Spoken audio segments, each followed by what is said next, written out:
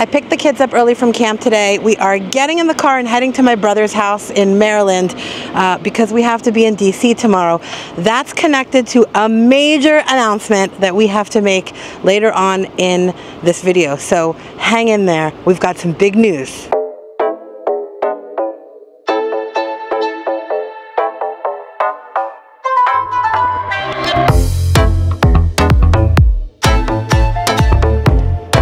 Everybody ready? Let's do it. Lately, I've been thinking a lot about what it means to have a dream, something in your life that you aspire to achieve. And after years of hard work, you get it.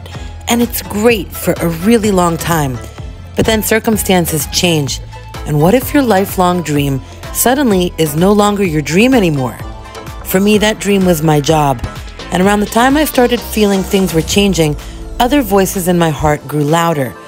Dreams that sat dormant in the back of my mind for years started to nag at me. But your deepest desires can only stay in the background for so long. And if you don't change your life to accommodate them, the world has a funny way of presenting you with opportunities to make them happen. But will you listen to the world? This is the story of how I listened to my heart and changed the course of my life to make way for new dreams. Here we are at my brother's house. He didn't want to be in the vlog, but trust me, they are amazing hosts and the kids had an incredible time playing with their cousins. Look up, Dan. I had fun catching up with my brother and sister-in-law as well. And the next day, we continued on our way to Washington, D.C. All right, I think it's time to get out. It's late. We have a big day tomorrow. Leaving my brother's house, and now we're going to the embassy. I'm gonna lock the door. Ooh, on a rainy day. Since we had kids, Dan and I have had this ongoing conversation about finding a way to live in Israel. I mean, we've visited, of course, but there's always been a pull to go there for more than a visit, like for a year while our family is still young. We just parked. We're going to the Israeli embassy. And I'm very excited about this because we're going to get the kids Israeli passports but we've never been able to pull it off with work. But there have been some changes. Some of you locals may have noticed I'm no longer broadcasting on the radio station where I've worked for 22 years. And so now my family is supporting me in following an old dream that's burned steady. And so, the big announcement, we're moving to Israel for a year. Woohoo! The big announcent. On our way to the embassy, of course, there's lots of protests. Not a lot of protesters, though. It's too early in the day for the protesters. They're not up yet. You got to give it a few hours. But it was raining earlier. I can't imagine that people were here before October 7th. Yeah. This is so sad. This reminds me of like abortion protests they have in front of Planned Parenthood.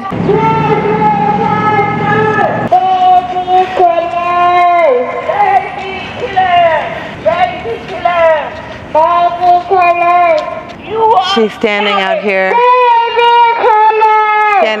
with a baby.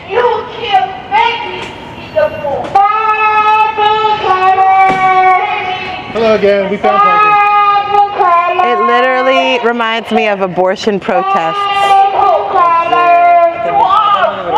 אני מדברת עברית. I'm in at 10:30. They're still here. Look, he turned 39 in captivity.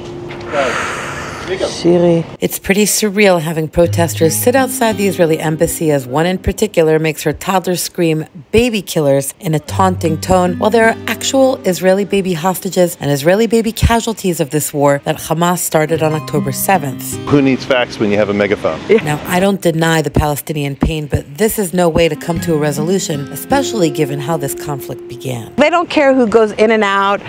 They don't care what they're saying is not true. But I didn't come here today to engage with protesters. I came for passports. We just added 3 more Israelis to the population today, and that worked up an appetite. So now we're having lunch. We were not able to bring our cameras or phones into the embassy. We were there for about 2 hours. All right, we stopped to charge, as is the way with your electric truck. And how long do you think this will take us? I think we've charged enough, but the kids went to use the bathroom, so we'll just charge a little more. Oh, we're good to go. That was fast. It's a fast charging. Well, we're out of Tesla. The Tesla, well, this is not a Tesla, but Do you have like we're at a Tesla charger thanks to this adapter. I was gonna say you have an adapter. To this little thing right here is what makes it possible. If anybody saw the eclipse video, we sat and charged for hours, and if you didn't see it, go back and watch it. I'll put the link here.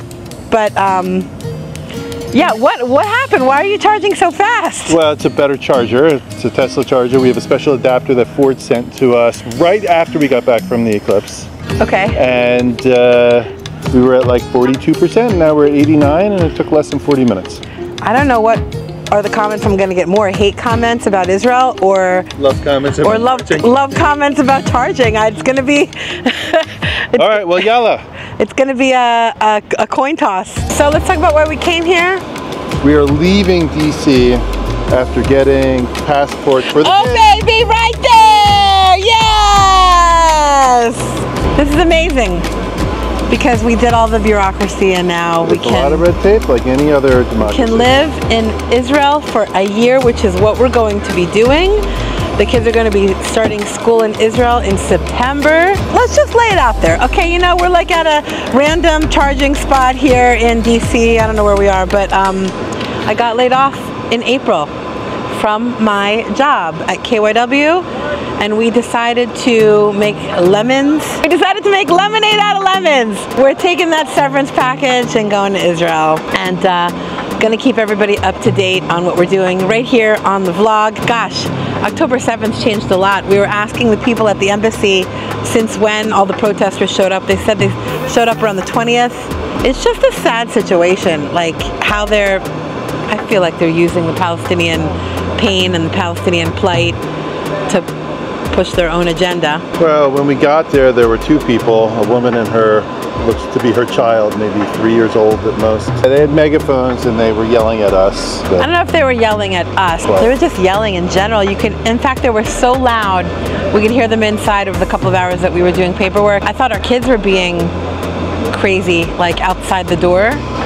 But it wasn't our kids. It was just the protesters yelling with megaphones outside. Israel is not what those protesters are saying it is. It is a beautiful country, and we're gonna live it. Dan is not an Israeli, he's an American, so I'll go and visit my family in Israel. Back and forth, he'll be back and forth for 1 year. You excited? Yes. Follow the channel. I'm gonna have a lot to show you and for you to experience, to see what things are like for the whole year when we go and experience every Jewish holiday in the whole year, not just for a small portion. So there's going to be a lot of adventures to be had on a life lived in Israel. So we're going to go, and we hope that you come with us. Bye.